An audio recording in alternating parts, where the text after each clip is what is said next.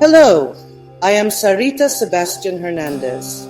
This is my report for PA 302, History and Administrative Thought with specific titles, Islamic Administrative System, and Indigenous Administrative System. For the Islamic Administrative System, the operative words are the early Islamic caliphates, the Ottoman empires, and the modern Saudi Arabia. The key feature under this system involves the Sharia law and Islamic jurisprudence. Caliphates comes from the Arabic word khalafa, meaning successor. They are religious leaders in Islam believed to be the successor of Prophet Muhammad. Rashidun caliphates practiced the decentralization form of governance, while the Umayyad caliphates did otherwise, which is the centralization style of governance. This is an example of the structure of the Islamic State under the rule of the Caliphate. The structure under the centralization form of governance under the Umayyad Caliphates.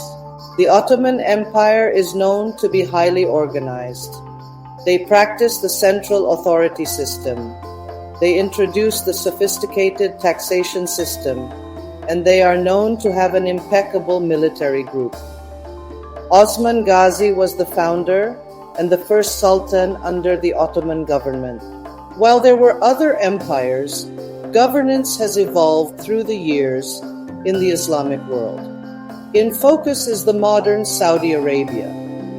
They may be traditional, but modern administrative system has been infused. The Sharia law is still the common principle. This is how it works in modern Saudi Arabia. The king is the prime minister. Today, Saudi Arabia is being ruled by Crown Prince Mohammed bin Salman, the seventh son of King Salman bin Abdulaziz. In conclusion, diversity and adaptability shape governance with justice, equity, and accountability principles. My next topic is about the indigenous administrative system. Indigenous people, or IPs, are all over. Their governance structure is more on traditional leadership.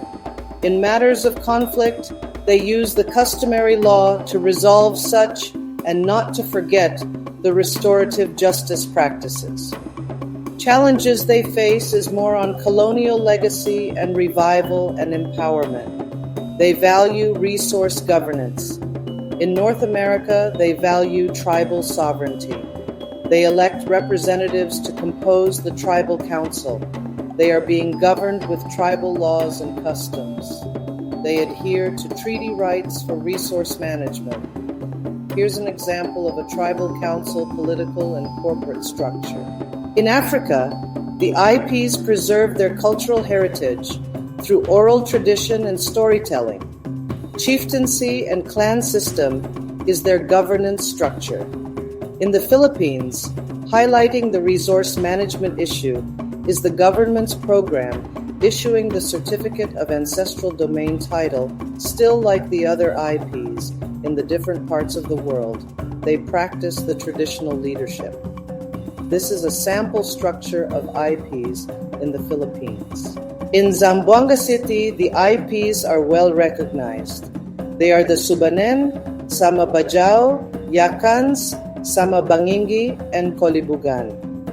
Land dispute and resource exploitation is one of the challenges being faced by the Zamboanga City indigenous people.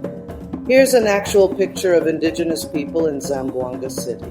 In conclusion, the indigenous people practically around the world share similar practices, be it in governance and leadership, customary laws, resource management, cultural preservation, challenges, preservation efforts, and outlook in the global context. And that ends my report. Good day, everyone. Thank you.